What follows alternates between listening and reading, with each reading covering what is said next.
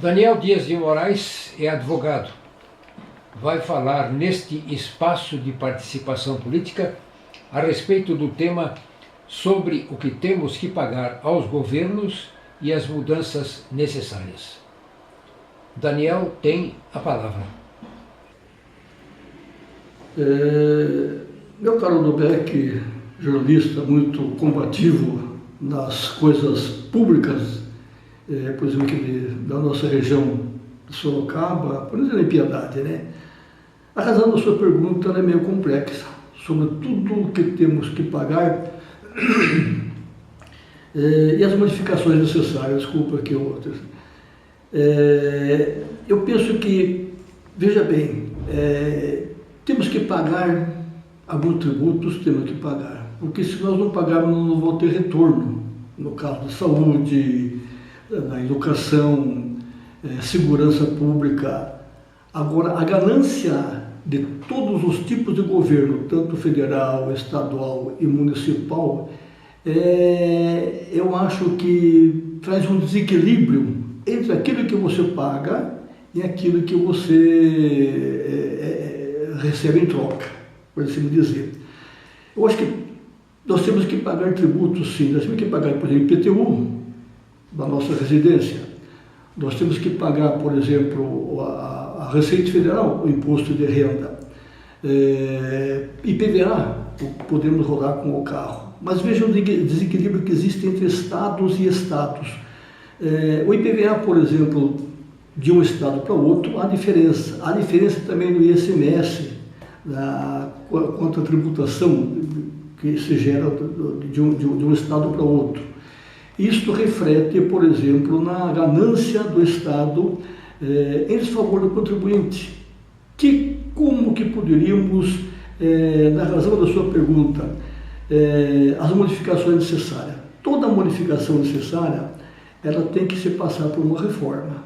Nós temos que ter no nosso país uma reforma, por exemplo, reforma política primeiro, para ser conscientizado. Como que fazíamos a reforma política? Através da conscientização do nosso povo do Brasil, participando da política e mostrando que nós temos que mudar. O caso típico, por exemplo, do legislativo, eu sou favorável a uma reeleição só.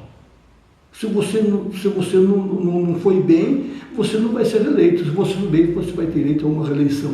Aí se vai fora, vai cuidar da sua empresa, da sua família, do seu negócio, fora. Aí nós começaremos a mudar, a conscientizar o nosso país a mudanças.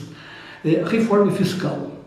Por que nós temos que ter uma reforma fiscal? A ganância, por exemplo, do Estado vem através da ganância fiscal e da ganância tributária. Nós pagamos muito, nós pagamos 6 meses que a gente vê nos noticiários, nos informativos, tanto pela televisão, pelo jornal escrito. Nós pagamos 6 meses de tributos para o Estado, a ganância do Estado. Então nós temos que ter toda essa reforma, porque trata-se, a razão da sua pergunta, ela traz mais um aspecto político do que um aspecto econômico. Isso é razão, porque se nós tivermos, por exemplo, um teto, todas as coisas temos que ter um teto. Eu me lembro, eu era meus 12, 13 anos, quando eu trabalhava na roça. Hoje nós temos o bairro do Miguel Russo, aqui na cidade de Piedade, em que esse senhor russo, ele comentava conosco, no meu tempo de escola, ele falou assim: nós temos o brasileiro, ele ganha 1 e gasta 1,50. O estrangeiro ganha 1 e gasta 50. Você tem 50 centavos, por exemplo, de poupança. Nós temos que ter limite de gastos em todos os níveis, tanto o nível municipal, estadual, municipal, um teto de gasto. Nós temos que ter,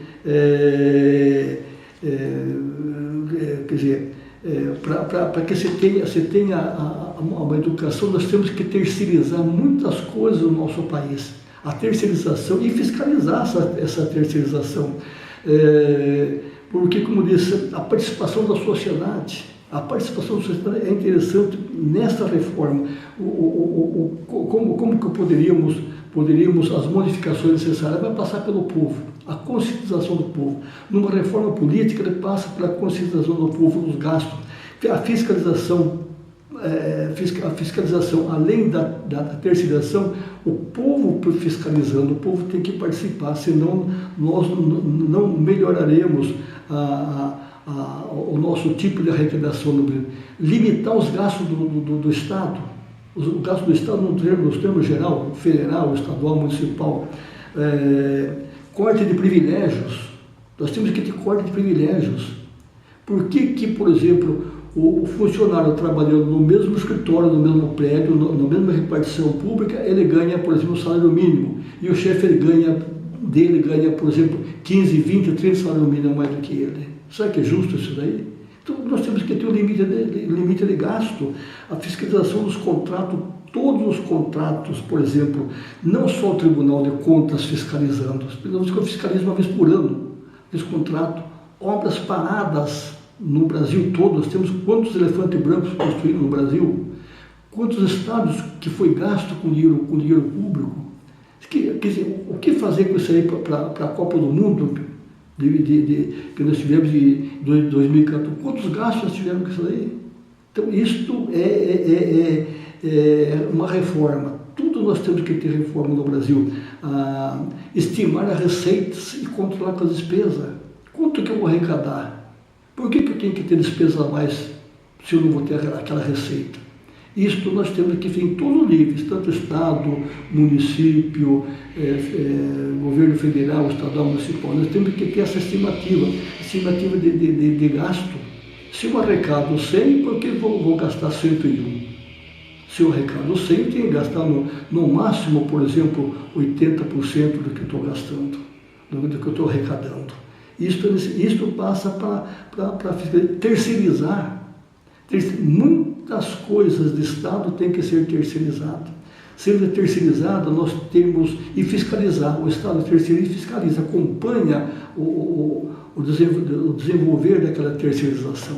Não ficar terceiriza e larga como se tivesse tudo resolvido. Então, isso é uma reforma. Nós temos que ter essa reforma, pagar menos. Aí pagaremos menos tributos, e teremos, o povo seria beneficiado desse aspecto. Até eu tenho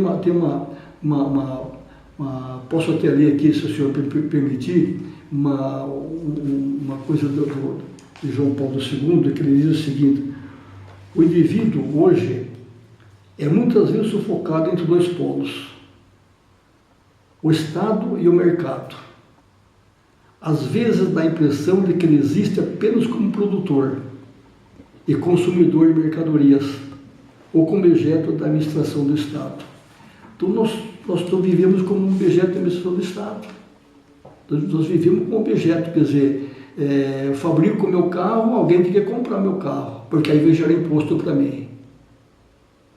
Então veja bem, tudo isto, a razão da sua pergunta, como eu disse, meu caro Adalberto, é que ela traz mais uma relação política do que econômica. A conscientização de todo o povo, todos os níveis. Nós temos que considerar que nós estamos pagando muitos tributos, mas nós temos que ter essa reforma. Primeiro, a reforma política, que eu acho que é difícil de sair nesse país aqui, porque a política está desacreditada. Mas se nós não fizermos isso aí, nós não teremos reforma tributária, mas de jeito nenhum. Até a próxima.